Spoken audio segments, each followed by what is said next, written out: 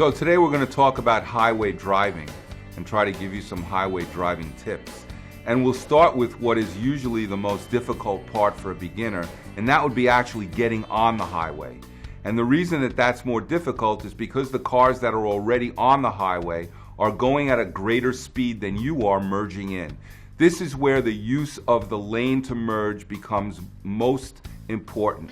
You have to use that lane to build up your speed and try to get your speed up so that then it would be easier to blend in with the cars that are already on the highway. So you don't want to come to the end of that merge lane and then stop.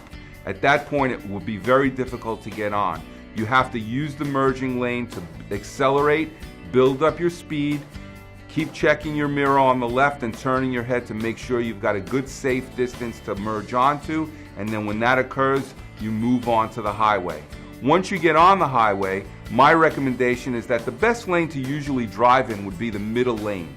The left lane is generally used for passing, and the problem with staying in the right lane is that you've got to deal with those cars getting on the highway at every single exit. So my recommendation is stay in the middle lane. The speed is greater on the highway, which means that things can happen much more quickly. So that space is so important in highway driving. You need to have space in front of the car and behind the car, to the left and the right at all times. If you're going to make a lane change, you're going to do so by putting your signal on and indicating the way you want to make that pass, whether it be to the right or to the left. And then you're going to look and make sure it's real safe to do so, and then move your car from one lane to the other. When is a good time to get back into the lane that we came from? The answer to that is that we need to see the vehicle that we passed in our rear view mirror.